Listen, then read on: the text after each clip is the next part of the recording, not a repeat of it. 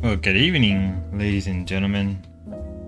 Welcome back to another Schizo show, starring your favorite frogman, Schizo Spot.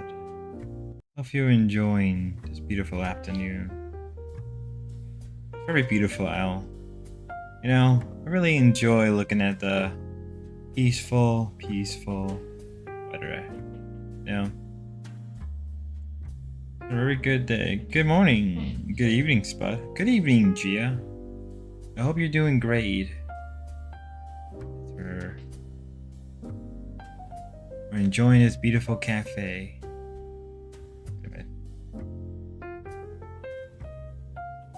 I have no clue.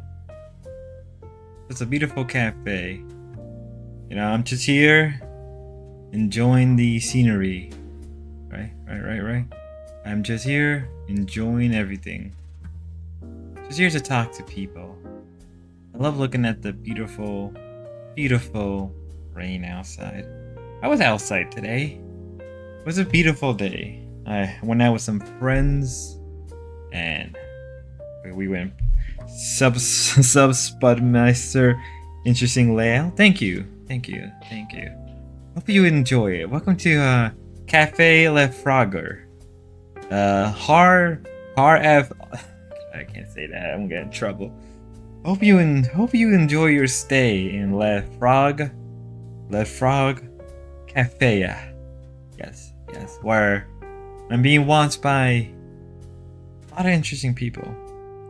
I'm just here enjoying the beautiful scenery. I had a good day. Hope everybody else had a good day. I went out with some friends. Went to a lake. Not really a lake, but kind of like a lake river area. Went swimming for a bit. Thank you. I'll have an espresso, please. Yeah. Right on it. Okay, here's your espresso. Hope it's to your taste. God, what the hell is wrong with me? What the hell is wrong with me?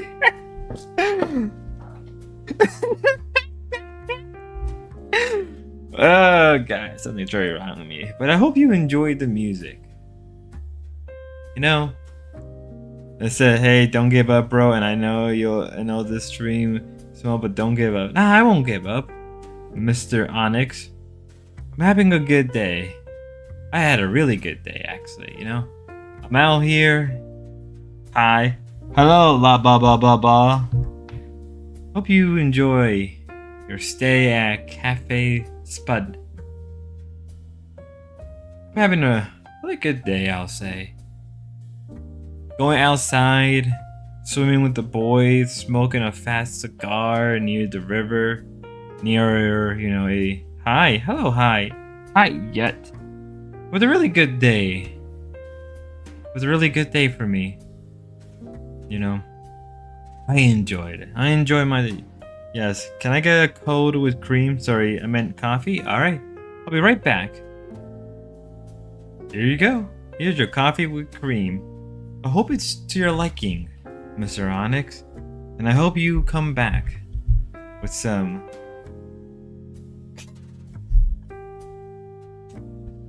I hope you like it. This is a Cafe Le Spud. It's vertical streaming. #1 VTuber. Thanks. It's so good. Keep the cafe voice. I will sub. Well, thank you, Mr. Onyx. It means a lot. I guess we can do this more often. You know? We can do this more often. Have a nice vertical stream where we'll just enjoy the beautiful scenery. Truly, truly beautiful. You know? I've heard, you know, some people don't like the rain. Some people don't like the sand. But I love the rain. I enjoy the rain so much. It reminds me of the days of being a towpad and farming potatoes. You know, with my little rat boy on top of me. It's like my brother, my mentor. Really enjoy those simple days of being a towpad.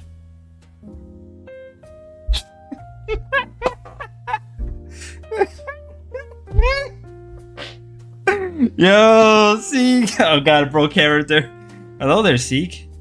Welcome to Cafe Le Spud. I hope you're enjoying your stay. We have many things. We have coffee, we have espressos, we have cafecinos, Americanos, boba, and tea.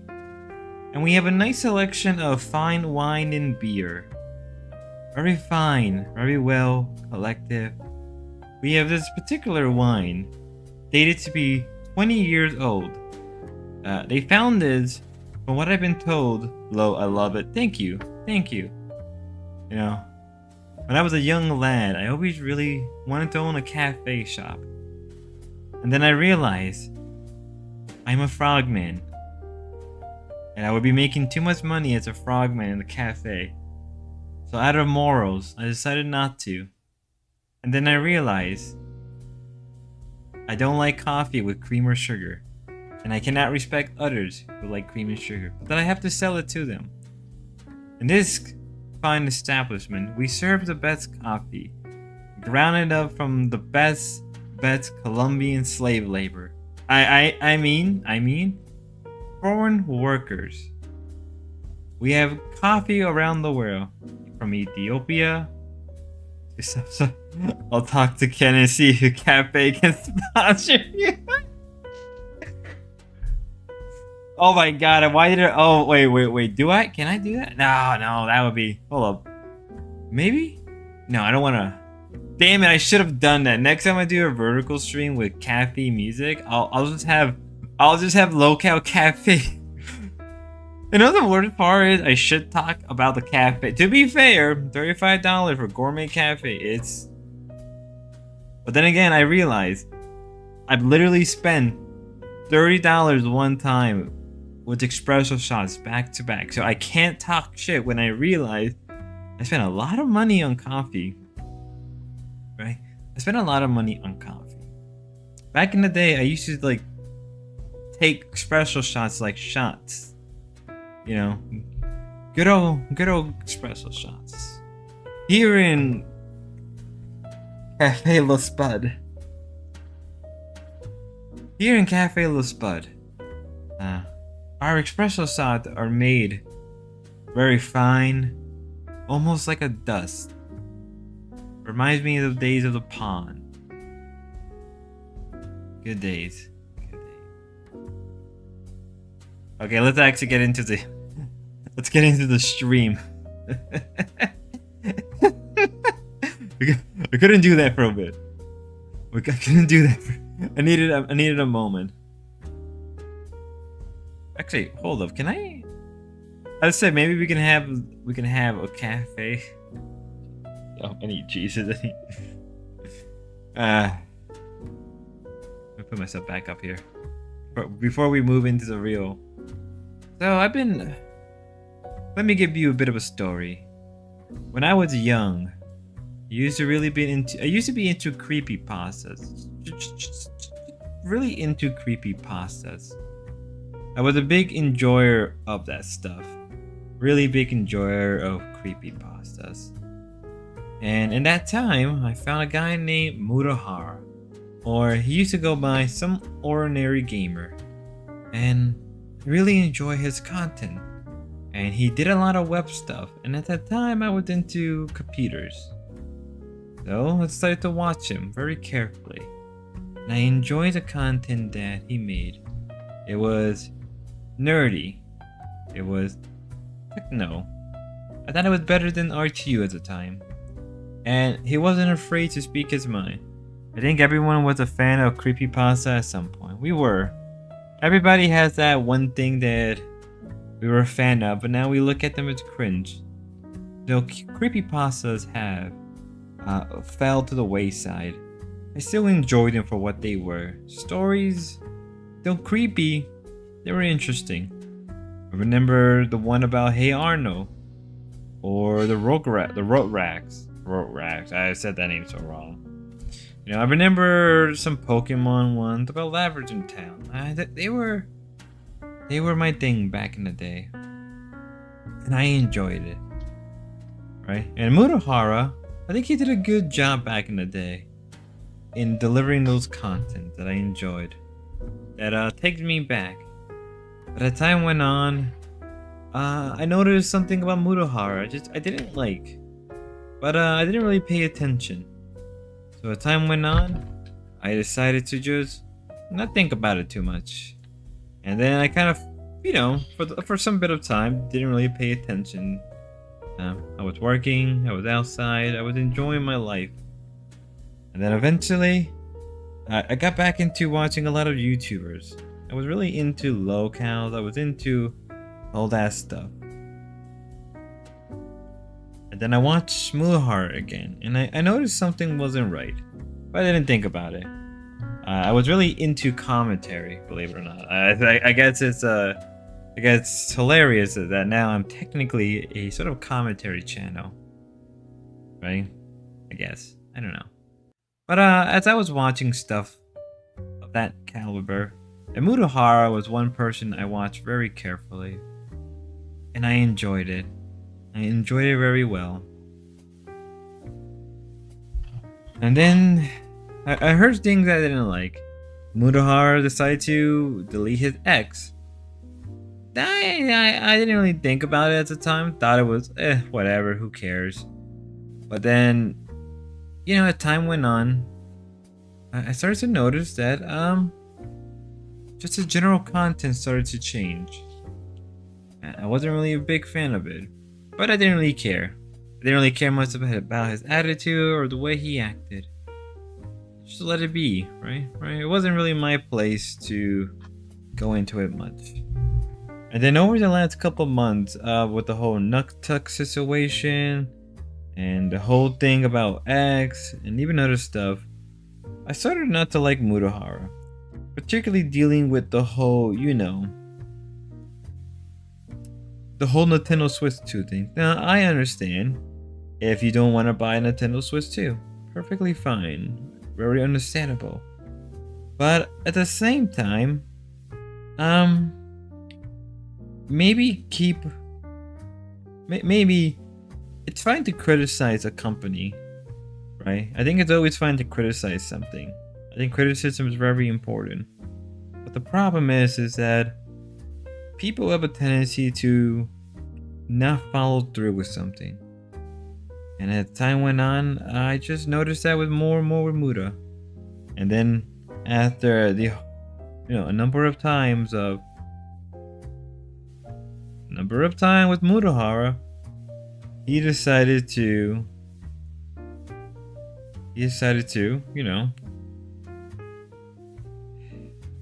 buy Swiss 2. And I was very upset about it. Now, me personally, I don't care if you're gonna buy Swiss 2 or not. That's up to you. That's your decision. That's up to you if you want to buy Swiss 2 or not. Everybody's entitled to what they want to do, right? Everybody's entitled to what they want to do. For me particularly, I kind of just felt that it was a bit of a slap in the face, right? I felt that it was a bit of a slap to the face. I said, I'm too broke to buy Swiss 2. Same. I almost went halvesy with my brother. Maybe I'll still do that. But nevertheless, I said, the tone, the volume is great, but the speed is up a bit. Spud, get to the point, land the plane, Spud. Oh yeah. So basically, Mutahara backstab, and he just kind of, whatever. So we're gonna watch a video too of a exposed video of Mutahara that finally caught my interest. So this is my first time watching. Muta has been a fake engineer for 10 years, and as a fan of Muta, or a fan of Muta, can't stand for it. Okay, crack. So let's watch some Mutahara stuff. There's 2 videos. Welcome. Hopefully the stream doesn't take too long, because it's not meant to be a long stream. So let's watch this, gentlemen. Oh damn, he got exposed? Yeah, he got exposed apparently.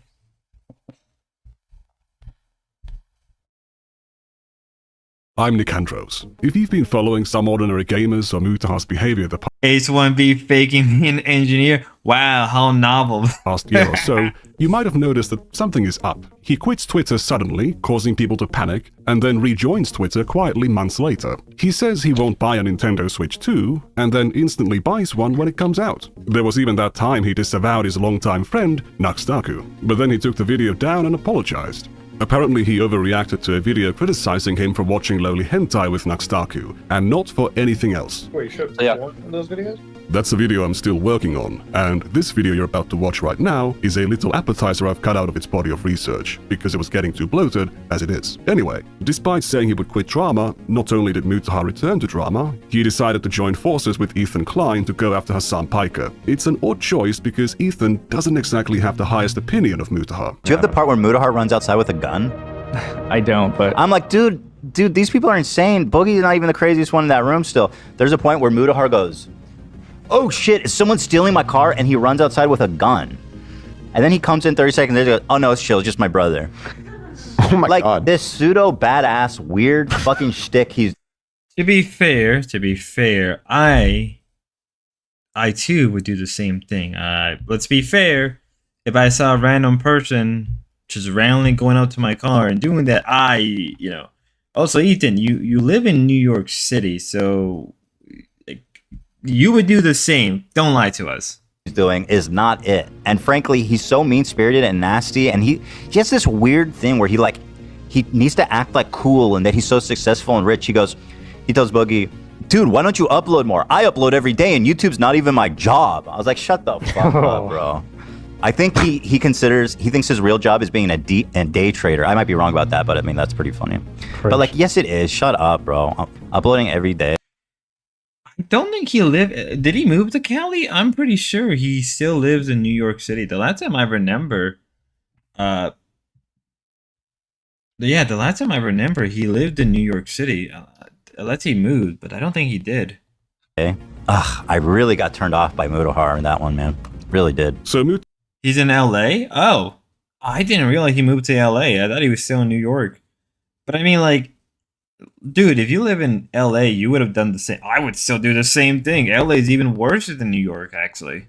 Mutahar is a poser and he lies about having a job outside of YouTube. Those are pretty heavy accusations. But who has the time to watch through over a decade of videos and streams to check if he's telling a consistent story? I certainly don't, but I know a much faster way of achieving the same end result with only a few hours of effort. I can just search all of his video transcripts at once for certain keywords and timeline the claims he's made. I play video games and scratch my balls most days when I'm not working. I wake up, I scratch my balls, I do my job, and then I fucking play some video games. I wake up, scratch my balls, play some Mass Effect, make a video, and like do some of my stock work, and that's it. I wake up, I scratch my balls, and I play some Mass Effect, okay? I wake Oh, his family is from Cali? Huh. Huh. Because I know he moved. Because I know, like, maybe it was years ago, unless he moved back. But I know years ago he lived in New York because, I know JonTron lived in New York for a while. I know, oh my god, Filthy Frank, now known as Joji, lived in New York. He was from New York as well. I know a bunch of content creators used to live in New York, so, interesting.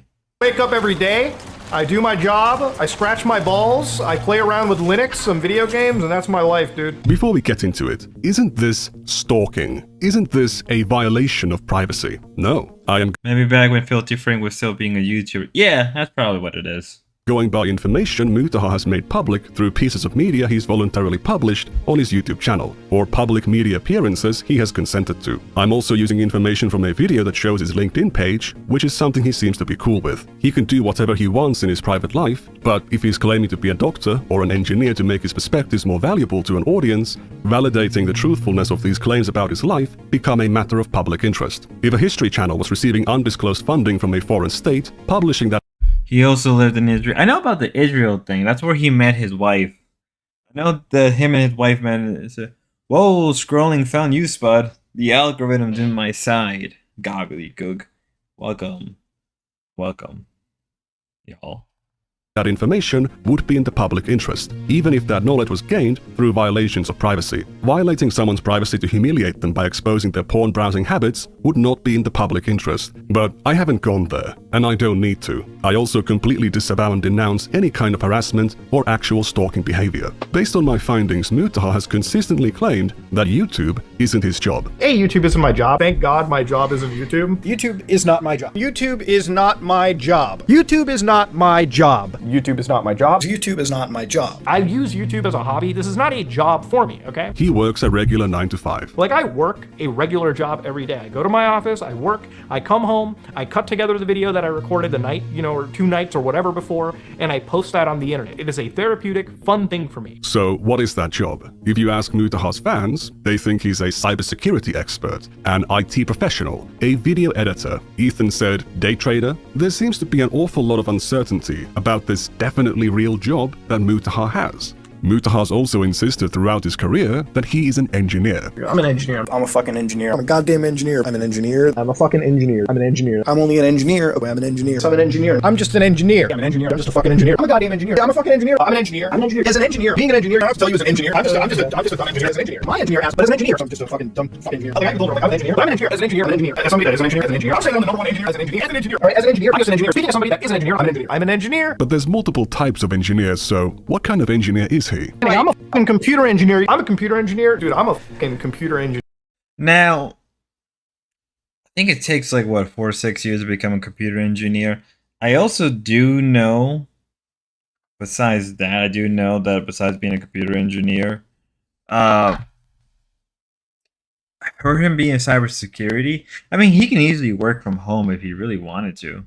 I'm a YouTuber. Why are you asking me? And I'm just like a computer engineer by default. Like, I'm a fucking computer engineer, and I'm a fucking computer engineer. You want to talk about cyber warfare? I'm a computer engineer by trade. I'm a computer engineer, and I'm a computer engineer. I'm a computer engineer. No, I'm a computer engineer, okay? I'm a fucking computer engineer. I'm a computer engineer. In the United States, people throw So if I were an engineer, I'll have to repeat it.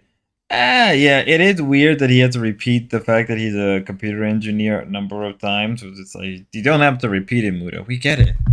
You're better than us. around the word engineer like candy, but in Canada it's a bit more protected, especially in Ontario where Mutahar lives. Now, I do want to give the disclaimer that I'm not a lawyer or a Canadian. I'm just a guy who looks stuff up online, and based on what I've read, it's actually illegal to call yourself an engineer if you are not a licensed engineer. The Ontario Engineering Regulatory Body, Professional Engineers Ontario, claims to take offense to even titles like software engineer being used instead of software developer, but they do make an exception for terms like train engineer, broadcast engineer, or sound engineer, which are not professional engineers in the same way that a computer engineer or a civil engineer would be. Calling yourself a computer engineer to a public audience is like saying that you're a civil engineer.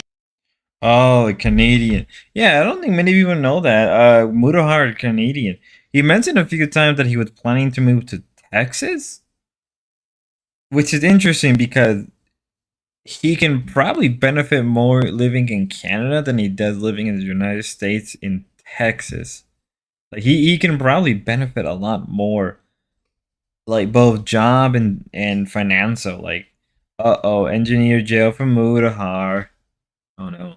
Engineer or a mechanical engineer. You might as well call yourself a doctor or a therapist. For Mutahar to be a licensed computer engineer, for him to be able to legally call himself a computer engineer, or an engineer in general, he would need a 4-year degree, 4 years of training, and to pass the National Professional Practice Exam. If he had just a degree, then he could only call himself a computer engineer graduate. This is where things become a little bit difficult, because I believe that actually the same thing in the United States. I believe you actually not only need to go through get a license or even a certificate, I think it depends, but I think you need to get a license. I think you need to actually do like more than 4 years, right? I think most places require at least 6 years of education. So that's not that Canadian forced him to take exam to be a licensed engineer. Isn't that the same in America? I'm pretty sure certain states you are required to take a license. And yes, only some job requires a license. Really? Huh. No, because I think it depends. I think it depends. Like I think it also depends on the company. I took the engineer and training test. Really? I think you mentioned you were an engineer before Get Crack. I think you mentioned a lot of things. because Mutahar is apparently not just a computer engineer. But I didn't need the practice engineer license. Huh. I guess the standards are different in Canada and America. I think if anything, I think Canada's probably following more like the UK. I'm not sure that the UK and Europe have you require a license, because I feel like that's more of a European. If you're working for the government, you definitely need it. Well, I mean, eventually, most techies, right? Most tech heads, like, what if? Hear me out. What if I call myself engineer? Oh my God, gobbledygook. No. I mean, eventually, most tech heads, right, would have to work for the U.S. government, right? I'm pretty sure most people, like I interacted, who done computer engineer, software, cybersecurity, servers. A lot of them have told me they end up working for the U.S. government. One of my teachers said he spent like 6 months. No, I think it was like he spent one summer in D.C. working for the U.S. government. I think it was like 3 or 4 months, actually, something like that. He spent like a summer there in D.C. years ago working for the government, and he said like, yeah, you need a license and you need a bunch of stuff to work there. I think I found a workaround, boys. Gobbledygook. Yeah. I'm a video engineer now. I think I know how this shit fucking works. Speaking out of an engineer, like if I wasn't a computer science engineer, I wouldn't fucking speak about Elon being an idiot. But as an engineer, yeah, I'm gonna call him a fucking idiot because he does do idiotic statements. This is why, as a cybersecurity engineer, A computer engineer is very much a real thing, but a video engineer or a broadcast engineer isn't a real professional engineer. While computer science graduates often work in software development, Well, there is such a thing. Sound engineering is a thing. I think that implies much more differently than like a software. I'm pretty sure sound engineer is a thing. Like I'm pretty sure, like being a sound engineer, but that applies more to music and broadcasting, and that's a whole different thing. Whether or not you need an engineer license for that, I'm pretty sure they just put it in there because it sounds nicer. sometimes called software engineering, computer science isn't an engineering discipline, so computer science engineer doesn't really make sense. Cybersecurity engineer is once again using the word engineer as just a job title. Mutahar clearly wants the prestige of being perceived as an engineer, given that he's been calling himself an engineer for the past 10 years. and he uses this title to make himself more authoritative. But I'm an engineer. I know how this stuff is going, so I'm not even speaking out of pocket right here, okay? If you want to disagree with me, feel free, but you're actually wrong. As somebody who is a computer, engineer, somebody who understands computer code, for instance, hearing Elon talk about computers and software anything developer is actually mind-bogglingly stupid. It's not clear what kind of an engineer he is, so what education does he have? Like, it's a really good explanation of why, like, I think engineering is, like, the road to go down when I was studying. I'm like... So he would have an engetting degree. I went to university for computer sciences, and that's it. Education background, asking because a lot of CS knowledge. Yeah, well, I did computer engineering when I fucking went to college. That's what I did. Okay, so at least a computer science degree. I thought when I got into university for a while, and I dropped out like a semester in because I was like, okay, no. Oh, he dropped out after a semester. Like, I'm a dropout myself. I've never finished university, but I'm not going to dog on, like, school. You know what I mean? Like, if you're going to learn to be valuable. Yeah, if you're going to be an engineer, if you're going to be a doctor, a lawyer, if you're going to be in the STEM field, you need to go to university, okay? You need to go to university to be an engineer, but Mutahar is a dropout. He has no degree. Be a computer science major? Yeah, that's what I went to for college for a little bit, dropped out of it, I feel like there's a weird misconception. People think I'm like some fucking crazy degree holder. It's like, no. Wait, so he never... Wait, he dropped out of college? How far was he along his study? Was it just... What? Dude, I did 2 years. Like, that was that was a associate's degree, and that was just easy work. Like, obviously, if I wanted to go further, I could have transferred into another 2 more years. I just didn't because I was forced into college anyway. Or, not college. Right, I didn't go to. Technically, the school I went to considered itself as a college, but I didn't really felt like I went to college. More like I felt I went to a trade school. Right, I went to a trade school. But I guess depending, you could say it's a college or not. No, I would have been way more in fucking university debt if I went down that fucking route. I sure wonder why people might have that impression. Is it bad if you don't get a STEM degree? Look, I'm gonna sound biased as fuck, but STEM degrees all the way. I'm gonna sound biased because, as an engineer, like, you want to get the degree that's gonna get you a job, a good job. Not saying other degrees can't, but, like, you gotta be smart. Sometimes he says he didn't always want to be an engineer. My biggest thing was I didn't really want to be an engineer anyways. Growing up, I didn't really want to do anything. I actually wanted to do... So Bill Gates and Steve Jobs didn't finish either, but then again, where's Mutahar, Microsoft, and Apple? True, but you also got to remember Bill Gates and Steve Jobs had money and they were intelligent, right? They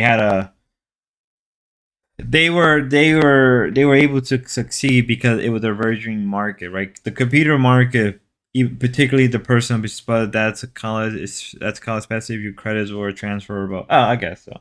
Yeah, I know you mean gobbledygook. It's just I felt like I went for 2 years and like got the experience, but to me it's like, I don't know. Maybe I'm a little bitter because like I was forced into college. So for me, I don't know. It's just probably a me thing. I know it's a college and everything, but I wasn't the biggest fan of it because again I was kind of forced into it by my friends and family. Was Pirate of Silicon Valley, TNT, cable TV movies, but I guess yeah. All right, I was a Pirate of Silicon Valley. The birth of the technocrats in America. Law. I didn't go through law. Honestly, I didn't even want to be an engineer when I grew up. Like, I wanted to be a lawyer for the longest times. Other times he says he's a former engineer. So, like, being a former engineer, like, I virtualized, like, everything, so I, like, contain shit. And Even an ex-engineer. The coolest ways possible. I'm like a fucking ex-engineer. But here's the thing. He's been saying he used to be an engineer, or that he worked as an engineer, for 10 years. I wanted to share sort of my engineering background with you. Okay, I worked as a fucking engineer, alright, before I went into this shit. I know this. I also like to mess around with technology. I myself used to be an engineer before I went into the video editing route. Mutahar started his channel in 2012, the same year he turned 18. By video editing route, he means that he switched careers after his channel began taking off. And the interesting thing about this whole YouTube stuff is it actually made me change my entire career choice. I never really thought of myself as an individual who, I express talents in film production and everything, and, I never really threw myself into it. I did stuff on the side even before YouTube as well. But this really changed me, and it made me more passionate in the whole, video production side too. So now that is my field of choice. Now I work as a video editor. For those of you who don't know what I do outside of YouTube, I do that. I work as a video editor. for my own post stuff. All the programming, cybersecurity, penetration testing work he talks about early on are jobs he supposedly did before he did YouTube, and he didn't like doing it. Before this, I was a depressed individual, and I was going to go through a certain set path in my career and just go through that and move on, right? And there was a point where I really didn't think there was much else. I was going to go through the motions and everything. And then, you know, to cut down on the stress, and I still have stress issues nowadays, but, you know, back then I had a crazy amount of depression and stress issues. And so to counteract that, I decided, you know, why not do YouTube? And so, you know, one night I went onto the Google Create account and did it, and, you know, and then we started making videos. I told you guys, I'm a guy who used to code bank applications, really boring shit. Now I'm a dude who cuts stuff together. All right, who edits stuff? You know, look at young Mutahara before the internet took his life. It said, growing up in Silicon Valley was that was the best dramatization. Bill Gates versus Steve Jobs rivalry. Growing up in Silicon Valley was real lit in the 80s. And I get correct. Oh, were you parent? No, they just got into the state. I grew up when the internet started up. I think you mentioned that a few times. Who does stuff for film, TV, all that stuff. And I can't stress to you all how important that is to me. And you all have inspired me to go out and chase that dream. You all inspired me to fucking sit in front of my computer and make a video when I have some off time, and I fucking love doing it. Baby Mutaha liked to edit videos, and after starting YouTube, he switched careers from computer engineering to film and television, and this is where his actual education comes in. I worked in film and TV before I still don't have a fancy fucking degree, okay? And there you go, I filmed it, alright? I used my film degree to something. He calls it a film degree, but it's actually a 2-year broadcasting/videography diploma he got from Humber College between 2013 and 2015. If he went back to studying to get an actual engineering degree, he never mentioned anything about it. Not a single slip. Mutaha was never a real engineer, but he's been calling himself one for a decade because of tech jobs he supposedly had before 2013 or 2012. Because I never tell people like what I do. Like I never tell people anything, right? Like I don't even tell people I'm not an engineer. I haven't been one for like years, like fucking for eons at this point, right? Like an internet time. What he calls him being an engineer is something he did for only a little bit. I can imagine like for families, like like maybe I don't know, because if he, how would you lie about being an engineer? Like, especially on YouTube where everything is recorded. Like, why would you lie? It's like if I was to tell people that, like, I don't know, I used to be an airplane pilot, right? And I used to own a business, or I used to make music, and I was really popular, and I made a lot of money. But now I do it's like, what? Why? like, dude. I said my ex-husband family had a home up pre-Silicon Valley. There's a Cupertino, beautiful area. Oh yeah, Cupertino changed a lot. People try to run down California, but I mean, it's a beautiful state. California, I think, has some of the best scenery, but it gets a bad reputation. Just an Indian family alone, it's like, son, you've got 3 choices for what you're doing. All right, you got 3 character classes: doctor, engineer, or maybe a lawyer. All right, like that's it. So, you know, I did one of them for a little bit, and then I just pretty much stuck to, you know, this life now. Imagine if you worked as a mechanic in high school and... Yeah, I forgot. Well, not that I forgot. Yeah, Mutahara is Indian. If you've never been around, like, Indian families, they are very focused on a lot of, like, professional jobs, right? I remember meeting a lot of Indian family, and they would tell me how their son or daughter is in college for they've been in college for 4 or 5 years, aiming to be a profession, right? So it's usually like a doctor, lawyer, or engineer, right? And if they're an engineer, right, they're usually in tech. And if they're going to be a doctor, a lot of them end up being nurses or some type of like specialist. Right, and lawyers, you don't really see a lot of lawyers. I met a lot of Indian doctors, and I met a lot of Indian tech workers. Yeah, it's just too pretty. And 10 years after quitting that job, you're still introducing yourself as a mechanical engineer. From 2015 to 2020, he claimed to primarily work as a video editor. It's because I'm a fucking editor in real life anyways, so... Ever since I became a video editor, and that was my job in life, I work as a video editor. You know, that's my job. By trade, what I do for a living is video editing. I wasn't always a fucking video editor. Am I a fucking passionate video editor? Do I like my job? Yes, I do. My job is video editing. I'm a video editor by trade. No, I'm video editor. You know, that's how I pay for the strip club and the home. And initially called himself a video engineer. I'm a video engineer now. I think I know how this shit fucking works. It's not a real engineering job, but he was still calling himself an engineer. In 2019, he conflated being a video engineer with being a computer engineer. I'm a computer engineer, so I really computer a video engineer, whatever you want to call it. I'm one of those people, so... Again, totally different qualifications. One is an actual professional engineer, the other is a job title. In 2020, Mutahar claimed to be an exceptionally successful day trader. Now, for those of you who don't know, one of my side hobbies turned basic, general second profession of mine is day trading, swing trading, whatever you want to call it. I like to sit in the mornings, sip my coffee, go on the NASDAQ, see what I can look pre-market, buy, sell, and be done by, 11 or something, and call it a day. Ladies and gentlemen, it's something that I've been doing for almost a year, give a couple months, and it's definitely... So video engineer. Yeah, I know. We've seen this before a number of times with different YouTubers where they lie about their professions, they lie about their degrees or what it may be, and it just catches up with them. It always does, right? You just can't hide it. Especially if, there's a whole bunch of records out there. 1 year of day trading, yes. Yeah, Craig, don't you day trade? I can imagine it's not an easy thing to do day trading. And I can imagine you're looking at the screen or you're looking at the news 24/7. It's not like, oh, yeah, let me trade as... But he's probably also trading in the Canadian.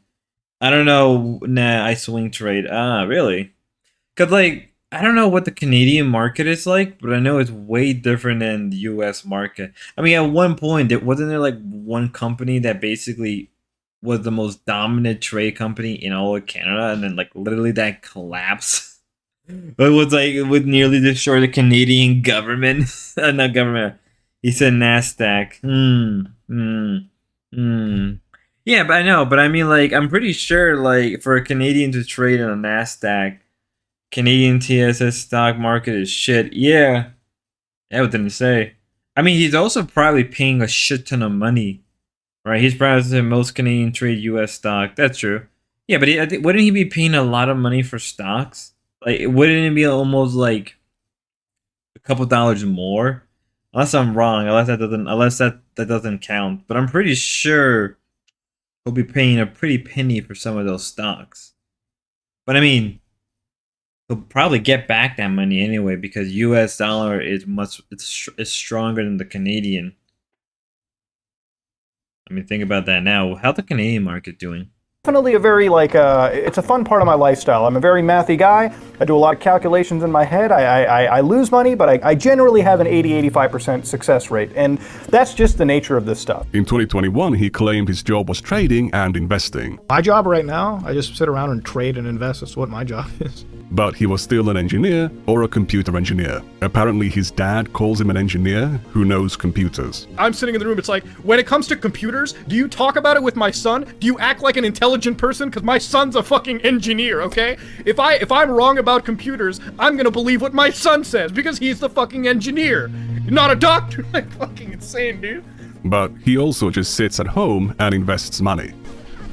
I invest, that's my job now. I just sort of sit home and invest money. Now, if I was ashamed of only being a YouTuber, that is the job I'd be claiming to have. When asked by guests on his podcast about his computer work, he claimed it's only a hobby now. I don't know how much you want to delve into this, but do you do computer stuff on the side, or that's your main thing? I literally just invest money. I buy property and I invest, and that's all I do now. You're at that point now, you're that big of a baller, Buddha? I wouldn't say it's baller, it's just Do you do programming? I don't know why that took me 3 to voice answer. I do it, it's more of a hobby.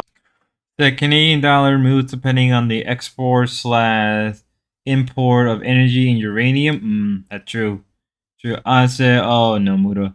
Aussie dollar moves the same way. Their economy is not geared towards service. It's geared towards resources.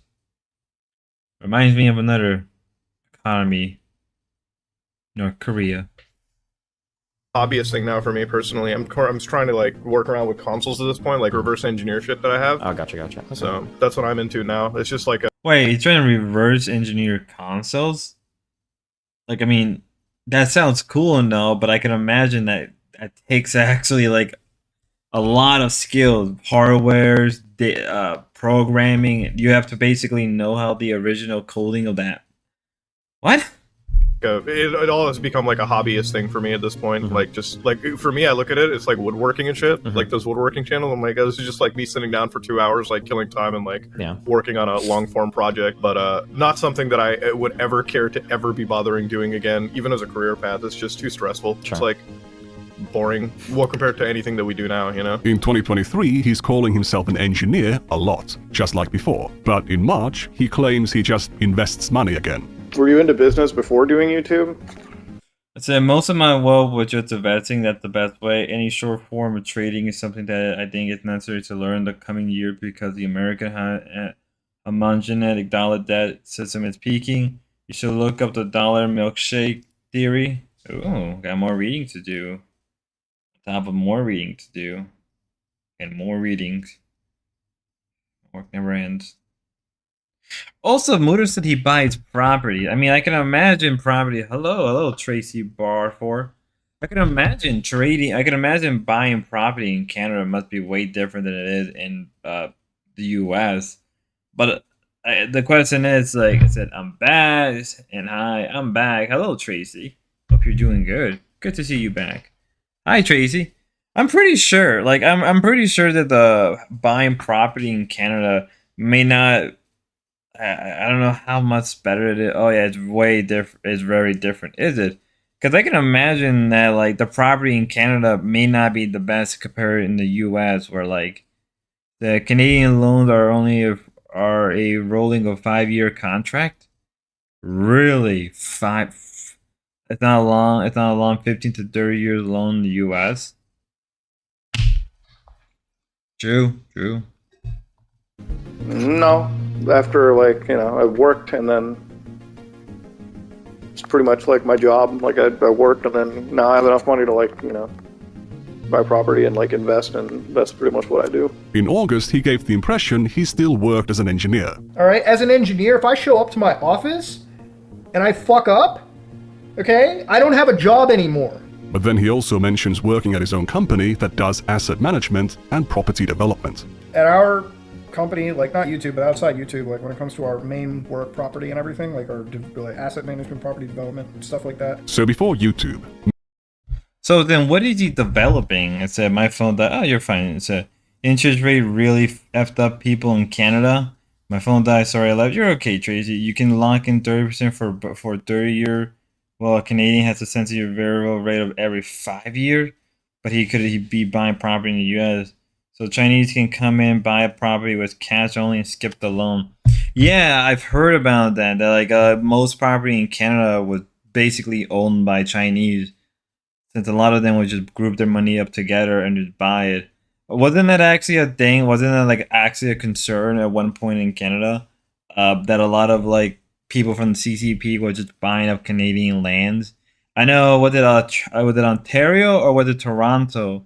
Where there's literally just nothing but like areas that are just completely ran by Chinese because they own most of the property there. Like, and when I mean owned, it's basically just a little like small Chinatown, but intensified. But I've heard that a lot of the Chinese are leaving Canada. I heard that they're trying to ban foreign purchase of land. Yeah. I mean, I was gonna say because it's already too. But then again, most of the foreign purchases are gonna be in the big city like Ontario and Ottawa and those places. So it would be kind of pointless at that point because all the land that people would have bought are just gone unless you're gonna buy like acres of land with nothing in it besides like unless you're digging up oil and minerals, right? But it's not the same like in the U.S. where like people in the U.S. will buy empty plots of land even there's nothing on them, right? Because I guess you can say there's more intrinsic value. I don't know. Mutahar did the computer, programming, cybersecurity work he thinks entitles him to call himself an engineer. Between 2013 and 2015. So, I said China says the Chinese have bought buildings in LA too, but back in the day it was Japanese. Yeah, I think a lot of Japanese sold their properties in LA. I think also in New York. Canada had a temporary ban of foreign purchase and residential property initially effective from January 1st, 2023, but extended into the years 20. This ban part of the prohibition on the purchase of residential property by non-Canadian act. Yeah, but it's too late at that point. Like most of the land, most of the property in the 80s, everyone was afraid of Japan takeover. Yeah. Remember back in the 80s and 90s where there was a genuine, real fear of a another Pacific War with the Japanese. I mean, it wouldn't really matter because the Japanese Navy wasn't even like rearmed at that point, since they focused so much on their economy. Militarily speaking, it wouldn't really win a war unless they were able to win key battles in strategic places. But even then, like at that point, if it's like in the 90s where the U.S. military was at the highest, to the point where like it was an economic war essentially. Yeah, but they ended up losing anyway. I mean, hell, let's look at Operation Desert Storm. That whole war was essentially us throwing everything, literally to it, but the Asian economic crash stopped that. Did it? Yeah. Well, I mean, because of the Asian economic crash, it gave China. I think wasn't China not really affected because China economy wasn't even strong at that point. It wasn't even bloated because most of the Hong Kong stock market crashed. That I remember hearing. I know wasn't Vietnam, China not affected? South Korea was affected pretty hard, and I heard Singapore too. China was nothing yet. America was angry. Japan didn't spend budget on building army. How the turntables had turned now? Like now we're just trying to make the Japanese like okay, China was nothing. True. He's studying his videography diploma. From 2015 to 2020, he's a video editor, and from 2021 onwards, he's a day trader, investor, and eventually the CEO of his own company that does asset management. Hobby collect Harbor column B. I mean, it's not like Samuda turned 18 2012. It's a few years older than me. Vietnam is moving up on now. Yeah, it's a Vietnam with a shithole. China was, yeah, because I know everybody. I mean, like what is it?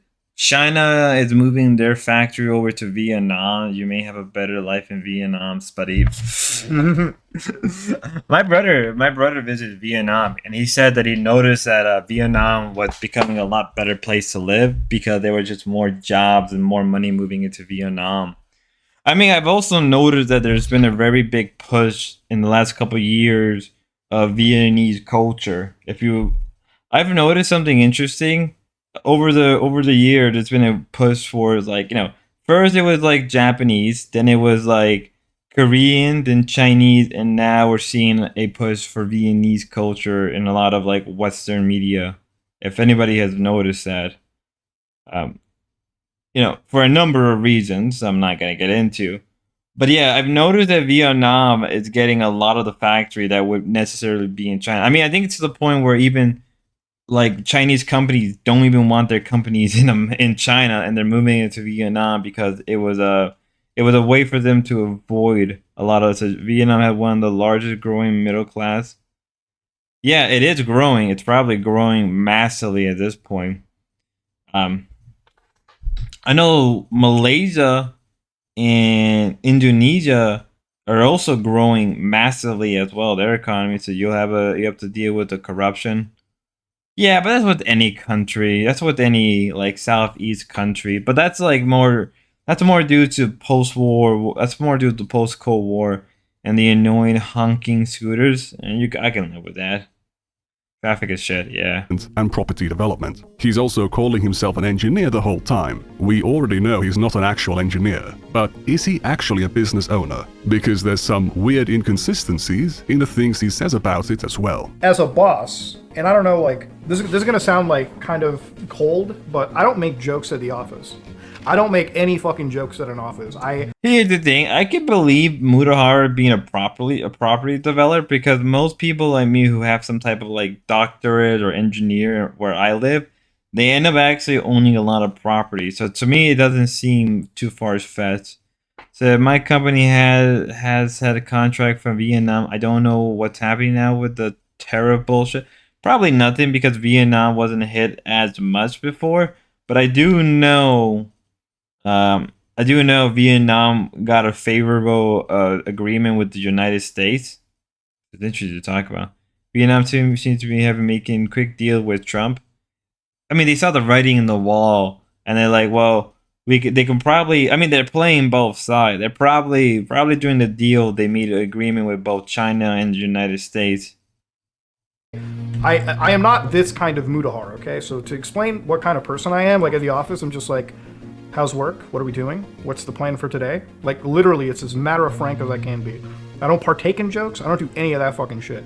And if I see fucked up jokes, you know, which I haven't seen, I stop that shit right there. I always have to, you always have to be professional at your office. And sometimes you come across as like a deadpan motherfucker, but it's better to be deadpan than, you know, turn your office into like, what I mean is like, I never would have my office turn into like frat house workplace. Like it would never be a frat house. He would never allow his office to turn into a frat house. But 8 months later... To be fair, like there is a betting pool in amongst like my office friends because we do talk about like which kick streamers dying first. Yeah, and Isn't that pretty fratty? Isn't that a fucked up joke? And if I see fucked up jokes, you know, which I haven't seen, I stop that shit right there. Maybe he just sucks at maintaining a professional culture. Could it be possible that Mutahar has been faking having a job all along? Doing daily uploads while being a CEO 9 to 5 is a pretty busy schedule, as Ethan said. When he was on the Unsubscribed podcast, Mutahar made sure to let everyone know he works 9 to 5, and that he's a very serious businessman. Legitimately still have a 9 to 5. Yeah, dude, he works in hours and hours. That's what, like, this is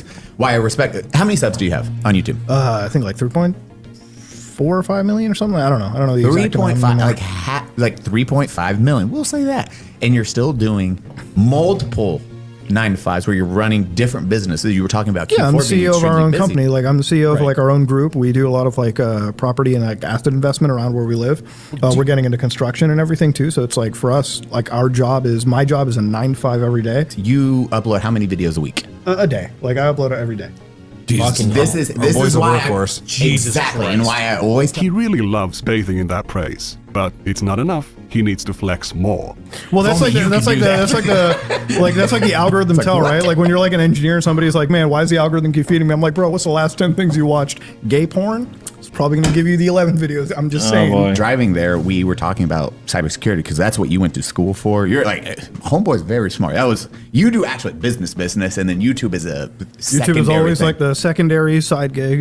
Then he brags about his charitable donations, and we see behind the curtain how uninformed Mutahar actually is. Like for me, it's like the receipts. If I could tabulate them up every year, you know, like like during COVID, I probably gave away $200,000 of charity, and it was like out of my personal accounts. Don't write any of this off for taxes because I don't believe in writing off charity for taxes. I think it's a pretty shitty thing to do. Writing off charitable donations is a shitty thing to do. How? Why? All that means is that the money you donated is tax exempt. It means you can donate more money to charity, as Brandon Herrera says. It's a pretty shitty thing to do. Well, for me, it's like the more money. I mean, like, why aren't you writing down your tax? Why aren't you writing? I don't know how Canadian taxes work. So let me see. Okay, so you definitely will full whole chain. The American imposed constitution in Japan doesn't allow them to build an offensive military fort to buy a typical planned out a year or two ahead of time. But they got an aircraft carrier some years ago, helicopter, VTOL jet only, but they can easily rebuild their military if they change their constitution right. Though Japan has given excess money to various military action. I mean, Japan really wanted to. The United States can hand over a lot of their old decommissioned ships, and the Japanese can probably just go through the process of reverse engineer them.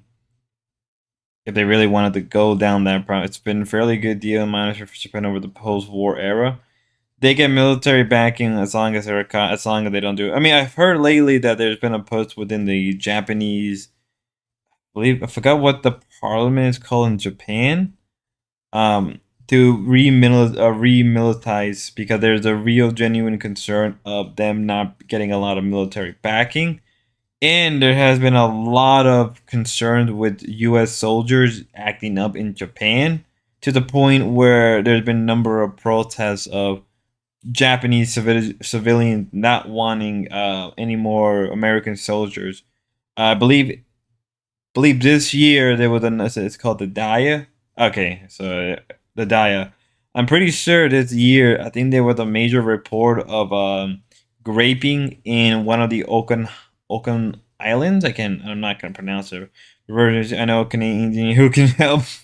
I mean, even then, they probably don't have to reverse engineer the ships if they really wanted to like dissect the ships down. But then again, they can just get it for free from America if they play their cards right. I'm pretty sure, but yeah, back to what I was saying. I know there's been a push recently in Japan because every year or something, Okinawa, yeah, and the Ryu Islands, I believe, both had issues dealing with U.S. soldiers graping Japanese native. Japan can easily do that. Yeah, I mean, I think it got to the point where I think Trump had to get involved with the last one. Mitsubishi coming back. But yeah, I've heard Mitsubishi. I think they had a contract recently with the Japanese military.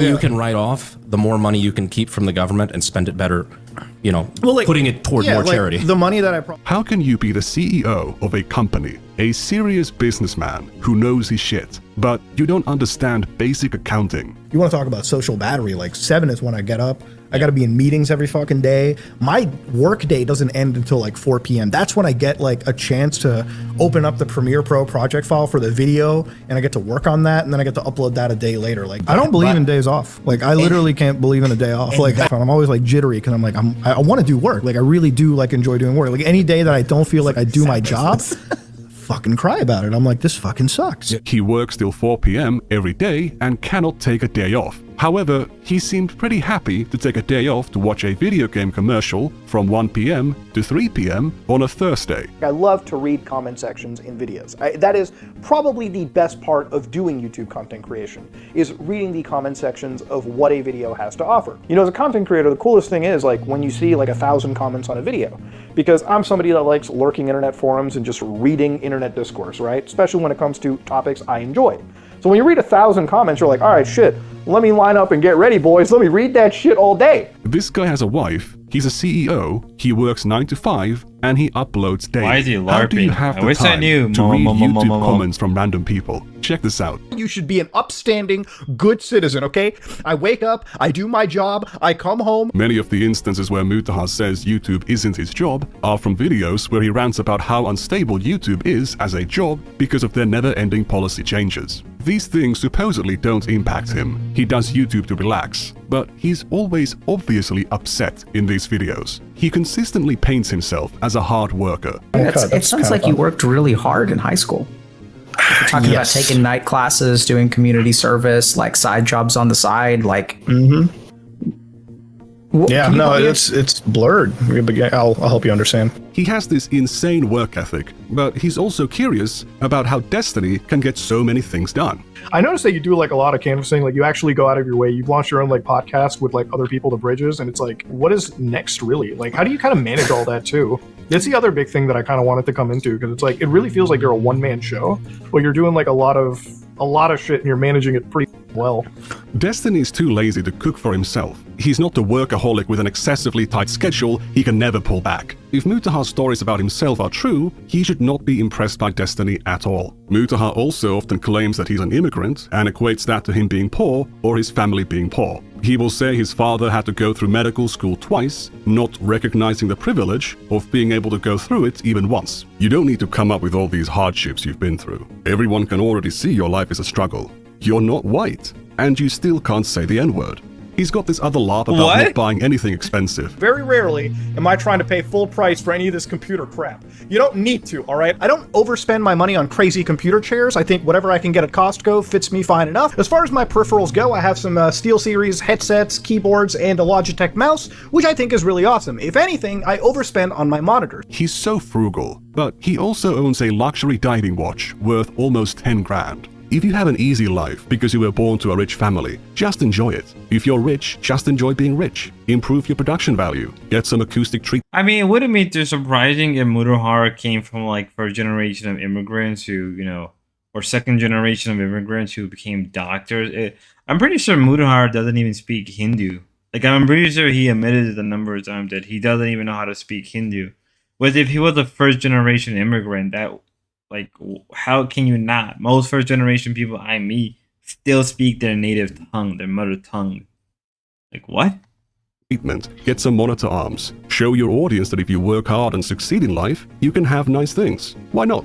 So, was Ethan Klein right all along? I upload every day and YouTube's not even my job. I was like, shut the fuck up, bro. But like, yes it is. Shut up, bro. I'm not going to claim that Mutaha has absolutely no jobs beyond YouTube, even though the things he says about his business are very vague and inconsistent. However, he has definitely been lying about being an engineer for a decade, benefiting from the prestige, the authority, and the credibility that comes with that label. You don't call yourself an engineer dozens of times without specifying you're talking about programming jobs you did 10 years ago. He's clearly mostly just a self-taught tech enthusiast, not an engineer. He's seen as a cybersecurity expert or as a cybersecurity engineer, as he called himself. This is why, as a cybersecurity engineer, But when he assisted Nuxtaku in tracking down the V-Shoujo swatter, he fell for a basic social engineering trick, where the swatter, who was a minor, pretended to be one of Nux's fans who knew the swatter in real life, and fed them a bunch of bogus information. I appreciate the random fan who was in that Discord server that actually contacted me and reached out to me about this stuff. Oh my god, you guys are legends, honestly. V-Shoujo's cybersecurity expert knew this was bullshit. The cybersecurity engineer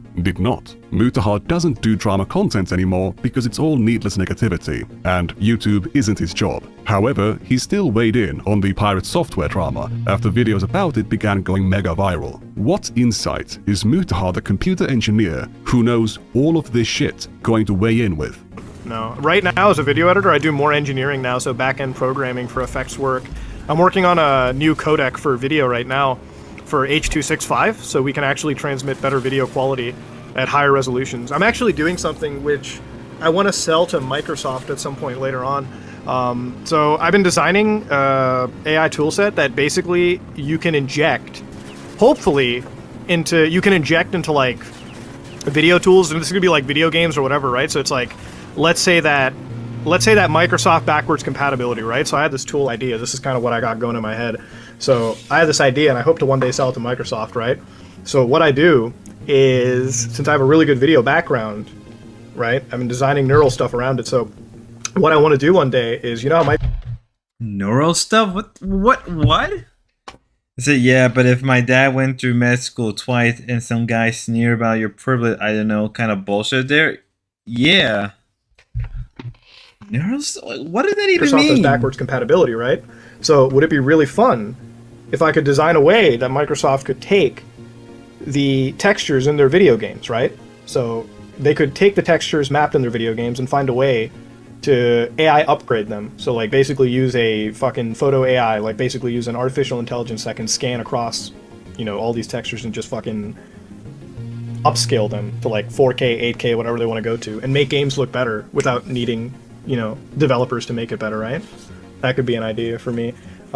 It sounds simple on paper. Obviously, it's very, very, very fucking time-consuming to make it even as effective as you want. He knows how to program video encoders. He knows graphics APIs and AI tools in 2019. What does he know in 2025? What can he add? One of the code bases that we're looking at over here is this falling particle.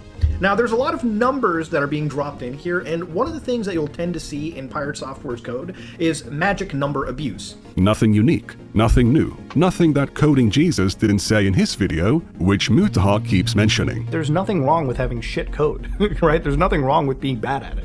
I'm not a fucking great coder either. I'm actually doing something which I want to sell to Microsoft at some point later on, but I'm also not claiming to be this crazy fucking guru hacker expert in the world. Yeah, for the past 10 years you've been claiming to be an engineer, a computer engineer, a computer science engineer, a cybersecurity engineer. You fuck with code. Dude, I'm a fucking computer engineer. I'm a I sit YouTuber. down Why are and you with asking me? code. You do programming as a hobby, but when it comes to showing your knowledge, you only know the basics.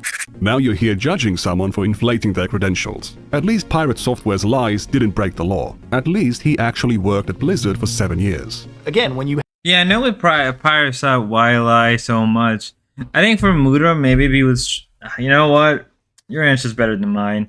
I know with Pirate Software, he got a lot of crap for his programming, or not programming, his software and everything. But I mean, he has the experience, even if he's not good at it. He has such yourself for total humiliation. Maybe he died because he was like a good boy and that he, quote unquote, wouldn't get crap for it. But it's like, dude, like a lot of people don't like you currently. So without that one through, he probably thought that he was gonna do YouTube for a couple years, get super rich off of it, and then maybe just leave and nobody would care. I guess that's not the case now. You have an ego. You gotta be able to. I mean, he probably is making bank. He is making bank off his video. That I would know for a fact. He probably is making bank, especially since he's getting like a crap ton of views. But maybe he just got too addicted to the sauce. With the skill. And unfortunately, it doesn't seem like that skill is all the way there. Unless that skill is making a whole lot of spaghetti code. Ladies and gentlemen, if you like what you saw, please like, comment, and subscribe. Dislike if you dislike it. I am out. Man, what a great way to end a video. Let's check out some of those comments. We love reading the comments from regular commenters like Mr. Obvious. I wonder what he's into. Mr. Obvious says, "My feel win, I might as well be all for." And then we see some lolly here featuring some underage characters. Here's 2 more drawings of underage characters posted by Mr. Obvious. Kinda strange, isn't it? Mr. Obvious says, "Boys heart emoji." And then underneath that, we can see a photo of an underage girl who is pulling anal beads out of her anus using her feet. That's quite the talent. Oh. Let me line up and get ready, boys. Let me read that shit all day. So, that was my appetizer for my upcoming video. Given his inconsistent stories, Mutahar is either lying about his job and business, or he tells really pathetic made-up stories about them to sound more interesting. Once again, I am not a lawyer. It might not be illegal for Mutahar to lie about being an engineer, but by any reasonable definition, he is a total fraud. He has no computer engineering degree, or even a computer science degree, but he still presents himself as an engineer, a computer engineer, or a computer science engineer. He is not trained in this field, and he is not employed at these roles. He is a self-taught hobbyist, a dilettante, not an engineer. Despite admitting that he hasn't been an engineer in years, not that he ever was, he continues to introduce himself as one, letting his audience's imagination run wild and conclude him to be far more qualified than he actually is. It does not matter that he seldom admits to being a former engineer or that he hasn't been an engineer in years. The bigger picture that he's painting to his audience is that he is a licensed, actively practicing engineer, which, based on his own statements, isn't true and cannot be true. Max is the thinnest skinned bitch that I've ever seen when it comes to taking actual criticism on the platform. There is a way back from the mistakes that he's made. It just involves being a man and taking actual criticism to account and realizing that, yes, your entire career was a lie. Maybe it's time to turn that around, but he doesn't really want to be doing that. He wants a win when he can't even carve one out. Mutahar has been telling this lie for 10 years. This lie is almost too old for his friend Naxtaku to masturbate to. Oh god, oh no, Mousy, what, you recognize these numbers? What do the numbers mean, Mousy? What do they mean? What do they mean? Click on it. Tell us. Oh. What are we even watching? God. God. Thought that we could have Lolly and Guro and Bondage all in one thing. That's amazing. Oh my god. On the topic of recklessly allowing the audience's imagination to run wild, what do you think about this clip? Oh, what? Bro. Yeah, whatever happened to him? That's a good question. Some kid just sent you a video of them shitting and then shooting a dog with a Nerf gun. It's a funny coincidence that the last time I reminded Mutahar about his own country's laws, it was about him watching cartoon child porn with Naxtaku, not realizing that in Canada, it fits under the legal definition of child porn. Oh yeah. Oh yeah, I forgot about that. She tried to ignore it for months. But then Hassan Piker drew attention to my video. Mutahar panicked, and he threw Naxtaku under the bus while obfuscating his own culpability. The hit piece didn't land, so they settled everything in private, and still lie about what happened. Why did Mutahar make a 40-minute hit piece where he condemns someone over and over again? No reason. It was just a goof. And oopsie, he's not hiding anything. There was nothing incredibly immoral and disgusting that he was aware of and tolerated for years. Something he would condemn any other person for. But in this case, he swept it all away. They also were not the only ones who knew about it and stayed quiet. The truth will soon be revealed. Remember to subscribe to see it when it drops. Next time, things are gonna be a little bit... Yeah, that's really what it is, huh? Huh. You know, I was expecting much more, but I guess what it is that Mutahar... Looks like Mutahar lied about... Why can I not see myself? There we go. Yeah, so it looks like Mudahar lied about his career. What? I didn't even know that. Yikes. Oh yeah! Yeah, people don't know about that with Mudahar. People do not know that about Mudahar. That he that was a real thing. He got a lot of crap for that. It doesn't. He got a lot of crap for that. For that whole lolly stuff. Like, I think it was like months ago. That what makes it even funny, that it was like something that happened months ago. Even like Keemstar, like, straight up even disavowed him. Like, I think, believe it or not, that's like some of my first early videos. I covered the Mudahar stuff. Damn that bastard. Yeah, I covered the Mudahar stuff even years ago. That's to me pretty funny to know that. What else? What is there? Okay, no, it's just West G just covering the same video, so it doesn't really matter. Yeah. Like, yeah. I didn't even knew all of that was happening. Well, I mean, I knew about the lolly stuff, but I didn't knew about the fake engineer stuff. Right? I didn't knew that he was a fake engineer. Like, if he has a degree, I mean, to be fair, since his name is out there and everything, like, you can find his full name and everything.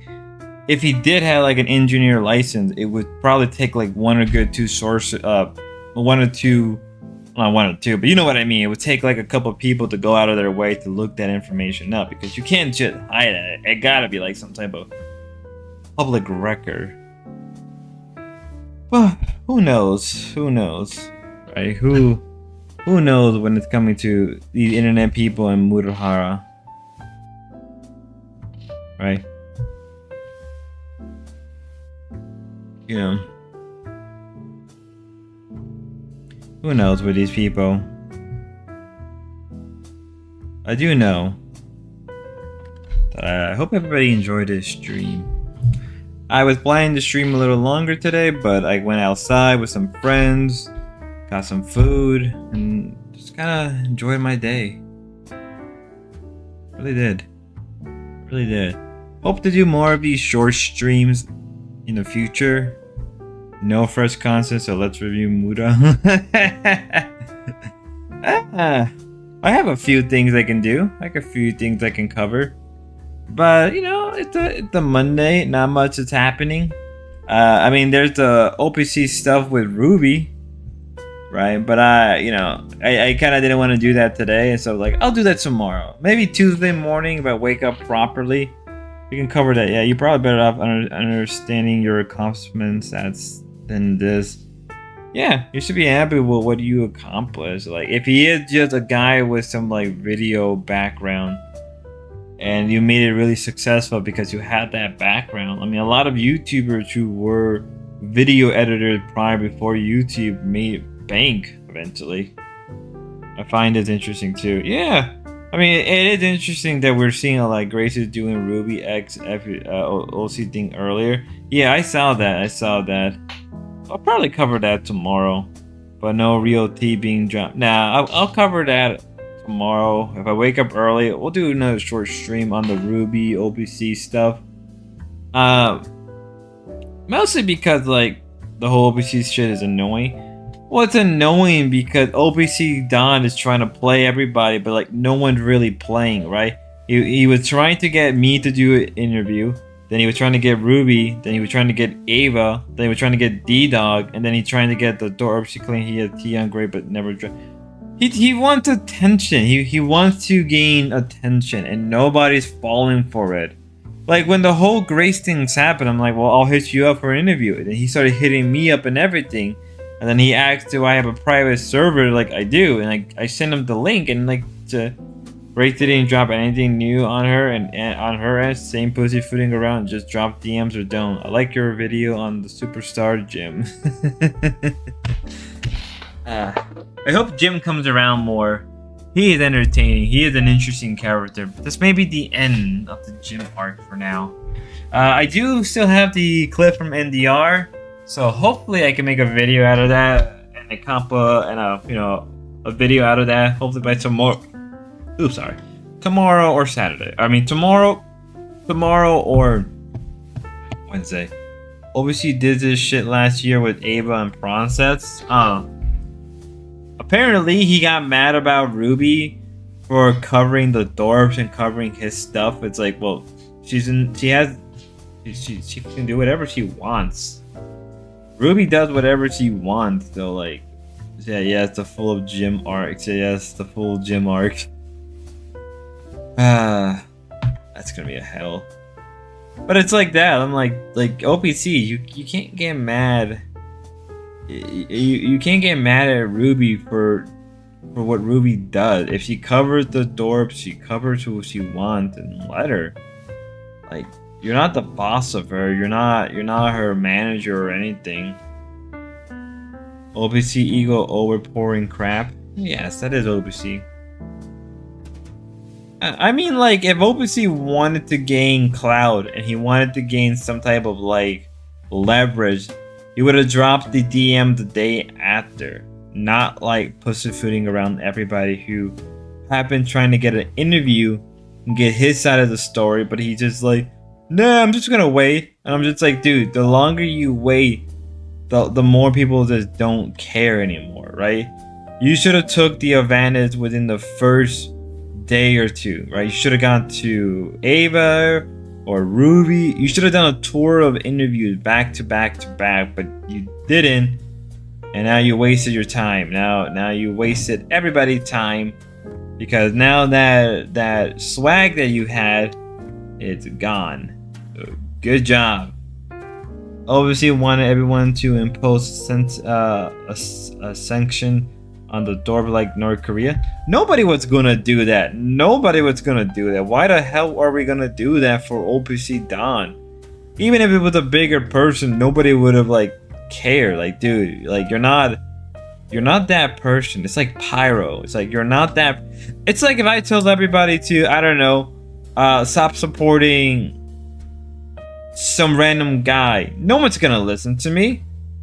Like, first off, that's stupid. Ava doesn't like him at all, I think. Yeah, Ava doesn't, but you think Ava is gonna give up an opportunity to gain more ammo against the dorps? No, of course she's not. Nobody does. I mean, I kind of enjoy him sometimes, but he does, let me be real. I don't know. Like, sometimes I enjoy him and sometimes I don't. No wings for Chrome. Wings.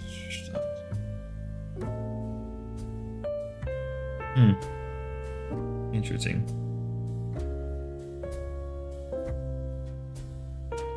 I told Ava to watch OPC doing whatever podcast arc. Yeah.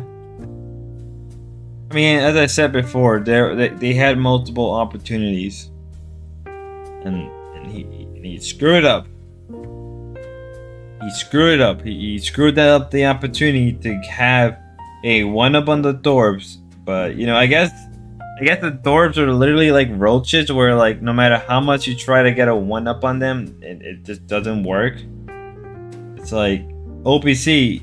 You had the chance. You had the opportunity. God damn. He's just full of baloney, fake degored. When you get to that part of the VOD spot, I can comment if I find the John Gold section relevant to that arc. You should ask Ava to unprivate VOD for you too. Crack, why did he do to... I guess I have a lot of cover. Once we get to OPC events, like we are gonna have to take a detour. But we'll have to wait till then. Hopefully I can get another Gray stream up tomorrow. That would be the goal, either tomorrow or Wednesday we can get back to doing more Gray streams. A long story at this point. Yeah, it will be. I think I'm out of my wits' end today. A little tired. Low spot seems even ever growing. Yes, it does. But essentially, I realized OBC was spreading lies everywhere on Discord. Well, that's what happened when you joined. Did OBC or Grace resolve the golden coin bet, or they both are avoiding it? They're both avoiding it, and Grace is taking a victory lap. Yeah. Well, ladies and gentlemen, I hope you enjoy this Cafe Le Spud stream. I don't know where I'm sending you guys, but I'm pretty sure I'm sending OBC Clean has 20 coins low amount. I think I'm gonna send you over to the Dorps. Tell Grace I said hi. You know. Till then, I don't know what else I can say. Baba booby, baba booby, baba booby. All I do know is, ladies and gentlemen, Grace said OPC has sent her 200 DMs on Red. Oh, okay, see you later, Spud. With that, ladies and gentlemen, I hope you guys have a beautiful day. Thank you for stopping at. What the fuck is this? Too late, Napstar. You're too late. Which is believable. Too late, Napstar. You had an opportunity. Cafe Le Spud. Thank you for the good stream. Thank you for the $2 gobbledygook. Another night at the Spud Cafe. Yes. Another beautiful night at the rain drops. Thank you for being at Cafe Le Spud. Tell Grace that Cafe Le Spud sent you. Until then, ladies and gentlemen, God bless.